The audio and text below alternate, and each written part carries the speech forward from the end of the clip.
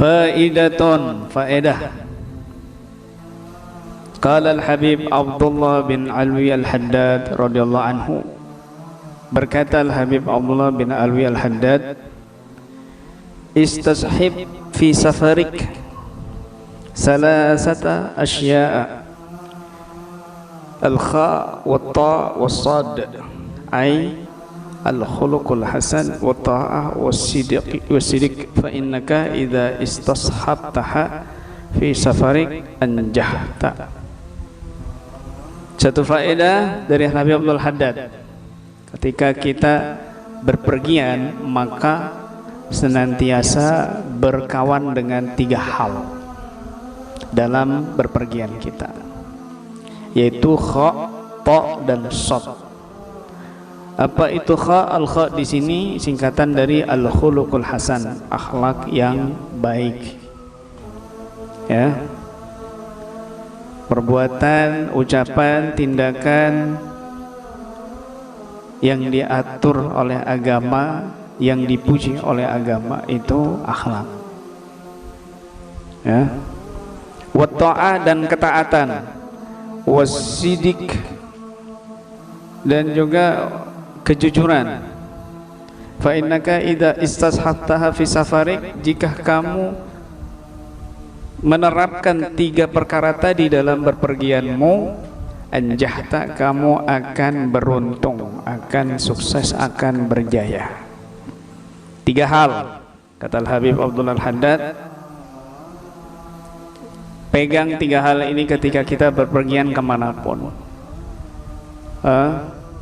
mencari pengalaman dimanapun, mencari berpetualang dimanapun, maka 3 hal ini jangan dilepas. Kamu akan sukses, kamu akan beruntung jadi orang yang sukses.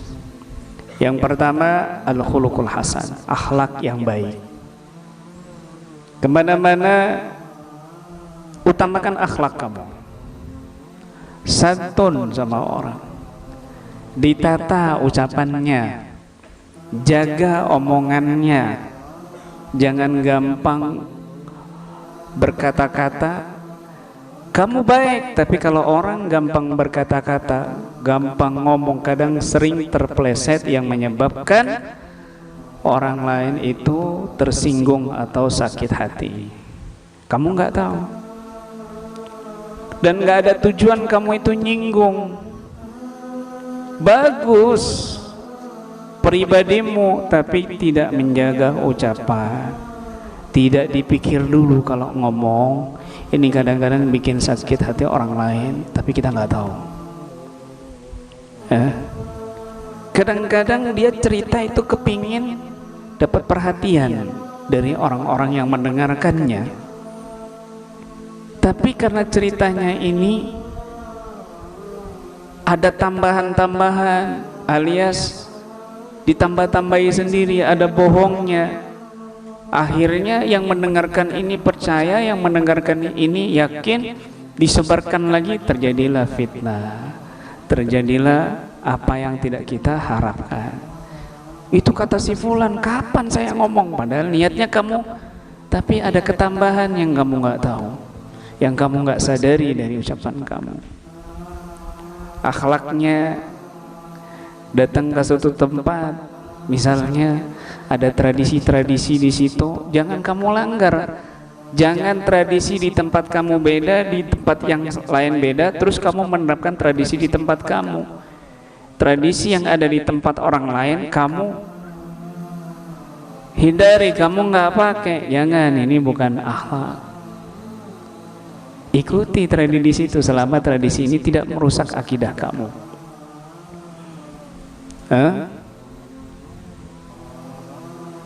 Karena Nabi diutus itu liutammima makarimal akhlak, untuk menyempurnakan, bukan untuk memusnahkan. Ada akhlak yang tidak baik, ada budaya yang tidak baik, ada tradisi yang tidak baik, bukan dimusnahkan, tapi disempurnakan, dibingkis menjadi budaya yang diridhai oleh Allah, bukan dibuang tuntas habis, tapi liutammima, menyempurnakan, bukan untuk liudhiba untuk dimusnahkan, bukan, tapi untuk disempurnakan. Ikuti. Ini nggak ada nih tradisi saya di sini, kalau di kampung saya nggak ada. Jangan, kamu nggak sopan, itu bukan berakhlak namanya. Ikuti tradisi yang ada di kampung orang lain. Kalau kamu berada di situ, jangan nentang-nentang, jangan gampang menghakimi gitu. Kalau ada orang datang kepada kamu memberikan kabar tentang si fulan sahabat kamu, jangan langsung kamu percaya, meskipun itu teman kamu, teman dekat kamu, meskipun dia juga dekat sama itu. Jangan, kantongin aja informasi itu, kantongin informasi itu sampai kamu bertemu sama pihak yang bersangkutan untuk klarifikasi. Sekarang ini terjadi di zaman sekarang, banyak kita mendapatkan informasi dari si fulan langsung dimakan mentah-mentah. Terjadilah di situ buruk sangka, terjadilah di situ pertengkaran, permusuhan, tanpa yang bersangkutan tahu ini kenapa kok dia jadi dingin sama aku. Ternyata ada omongan orang lain yang tidak sesuai faktanya. Ini banyak terjadi seperti itu. Akhlak yang baik. Nabi SAW bersabda, ittaqillaha haitsuma kunta wa atbi sayyi'atal hasanata tamhuha wa khaliqin nasa bi khuluqin hasan. Takwalah kepada Allah dimanapun kamu berada, dan ikutilah tiap kamu berbuat buruk, ikuti setelahnya berbuat baik. Wa khaliqin nas bi khuluqin hasan, dan berakhlaklah kepada manusia dengan akhlak yang baik.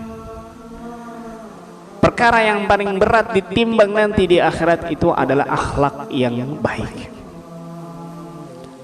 Akhlak yang baik, kata Nabi, orang mukmin, aku ini diutus bukan sebagai pelaknat, pencaci, ngata-ngatain orang, tidak, tapi diutus sebagai penyempurna akhlak, mengajarkan akhlak. Itu di mana-mana jaga akhlak kamu, penting ini. Yang kedua, watta'ah, ketaatan. Dimanapun kamu berada, jangan lupa kewajiban kamu, jangan lupa rutinitas kamu. Kemarin di awal disebutkan di sini ada 4 faedah ketika kamu berpergian. Jika kamu terapkan 4 faedah ini, maka akan mendapatkan dunia dengan mudah, dan itu dihitung ibadah, dihitung tijarah akhirah, bisnis akhirat. Ya, 4 syaratnya itu adalah usaha dengan cara yang halal, kemudian mengeluarkan hak-hak yang ditanggungnya terhadap keluarganya, yang ditanggungnya istrinya, anak, saudara, atau orang tua yang tidak mampu. Itu jangan dilupakan. Kalau kamu bepergian, mereka harus kamu tanggung juga bekal.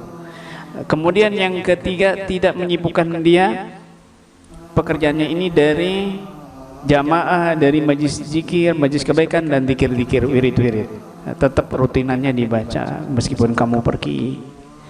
Yang keempat, menyambung silaturahmi dan berbuat baik kepada tetangga, juga menghormati tamu, dan membantu orang yang membutuhkan.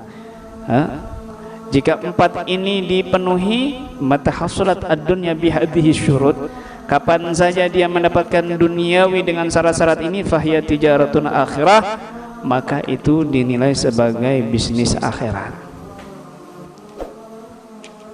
Jangan lupakan ketaatan, sholat terutama. Yang ketiga, wasidik, kejujuran. Ini penting. Jujur. Kamu kerja sama orang harus jujur. Kamu dimanapun sama orang tinggal harus jujur. Memang kadang berat, tapi nanti hasilnya luar biasa, tidak mengecewakan kamu.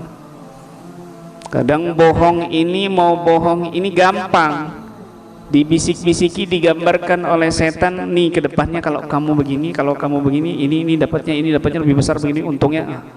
Tapi caranya bohong, digambarin keuntungannya, bukan mafsadahnya, bahayanya kelak gitu. Kalau jujur dibayangin, rugi nih kalau saya jujur ini, tapi untungnya ditutup, padahal itu untungnya dunia akhirat. Dunia akhirat. Idza istashabtaha fi safarik anjahta. Kalau kamu ini menerapkan 3 hal ini dalam bepergianmu, mengiringi sifat ini dalam bepergianmu, memakai 3 sifat ini, karakter ini, maka anjahta, kamu akan beruntung. Ada kisah nyata. Seorang manajer perusahaan besar, dia ini mau mengundurkan diri, mau istirahat. Seorang manajer perusahaan besar ini mau istirahat. Dia berkata, Pak Kiai, saya harus menggantikan kedudukan saya ini, tapi saya mau cari orang yang jujur. Masya Allah, perusahaannya besar. Gak apa-apa, bismillah. Akhirnya dia buat strategi, dikumpulkan semuanya karyawannya, staf-staf kantornya, lalu masing-masing diberikan bibit tumbuhan, dikasih bibit satu-satu. Tolong, di mangkok, bibit ini dirawat sampai tumbuh bagus, dan 5 bulan lagi kita kumpul di sini. Saya mau lihat hasilnya. Dikasih semuanya itu, kasih semua. Subhanallah, hari demi hari, minggu demi minggu, bulan demi bulan, semuanya itu tumbuhnya bagus-bagus. Masing-masing di kantor ini saling bercerita, wah, bibitnya tumbuh ini, beda-beda. Masing-masing saling memuji diri masing-masing. Kecuali satu orang ini, ya, nama samaran Ahmad. Si Ahmad ini udah berupaya merawatnya, ditanam dengan ini nggak tumbuh, bibitnya malah nggak tumbuh. Kata istrinya, sabar mas, sabar, tapi teman-temanku ini udah pada tumbuh. Lah buktinya kan kamu nggak tumbuh, terus mau apa lagi? Biarin aja. Kok aneh ya? Ini udah hampir 5 bulan nih nggak tumbuh, temanku malah tumbuhnya bagus-bagus. Udah mas, yang penting kamu jujur aja. Kalau nggak tumbuh ya sudah, mau apa lagi? Akhirnya sampai 5 bulan, udah waktunya, dan manajernya ini kasih pengumuman kumpul di kantor dengan disuruh membawa bibitnya masing-masing. Semuanya bawa bibit masing-masing. Kumpul semuanya tuh dengan tanaman yang beda-beda. Oh, bagus-bagus. Kalau dijual mahal-mahal itu tanamannya. Kecuali satu orang ini, Ahmad, dia duduk di paling belakang karena malu. Ketika manajernya lihat, Ahmad, kenapa kamu berdiri di situ? Mana tanamanmu? Maaf Pak, ingat dia nasihat istrinya, kamu harus jujur. Kata istrinya, ingat dia harus jujur. Mohon maaf Pak, saya nggak mampu seperti teman-teman yang lain. Saya sudah berusaha semaksimal mungkin untuk saya rawat ini, tapi nggak bisa. Beneran kamu udah benar-benar merawatnya sungguh-sungguh? Iya Pak. Serius kamu? Iya Pak, beneran. Nggak apa-apa Pak, saya nggak pingin jadi ini, nggak, yang penting saya jadi karyawan biasa aja, nggak apa-apa. Baik,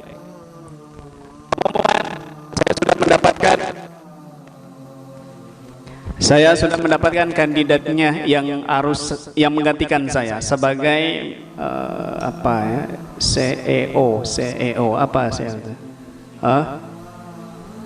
CEO ya. CEO ini di bawahnya manajer kan? Ya. Kamu, CO di atasnya, CO di atas, CO di atasnya. Jadi ini pemilik perusahaan yang mau diangkat menjadi CO, ya, yang diangkat menjadi CO. Saya sudah menemukan kandidatnya. Siapa Pak? Oh, udah pada seneng semuanya. Ini dong, saya nih paling bagus, paling mahal nih kalau dijual nih tanaman. Wah, saya dong nih, cakep ini begini. Tanamannya beda-beda. Akhirnya yang saya tunjuk menggantikan saya adalah Ahmad. Yang lain langsung heboh. Mana mungkin Pak? Bapak ini gimana sih? Kami udah susah-susah gini. Sebentar, tenang. Ketahuilah wahai saudara-saudaraku, para karyawanku, stafku, sesungguhnya 5 bulan yang lalu saya memberikan bibit yang rusak kepada kalian semuanya. Dan saya tahu Ahmad yang jujur, karena tanaman bibit itu tidak mungkin akan tumbuh, tidak mungkin akan besar. Maka kalian telah menipu aku semuanya, kecuali Ahmad. Akhirnya Ahmad diangkat jadi CEO. Karena apa? Jujur. Ya Allah, jujur. Di situ juga ada dukungan dari seorang istri yang soleha. Begitu. Diangkat ya. Orang jujur, karyawan biasa, karena dia jujur, nggak peduli dia mau jadi seorang presiden di perusahaan. Yang penting dia jujur di hadapan Allah. Orang lain nggak tahu, tapi Allah Maha menyaksikan. Tapi karena dia berbuat jujur, Allah angkat derajatnya. 3 hal ini jangan lepas. Akhlak yang baik, ketaatan, dan kejujuran. Dimanapun kita berada, jujur ini sangat penting.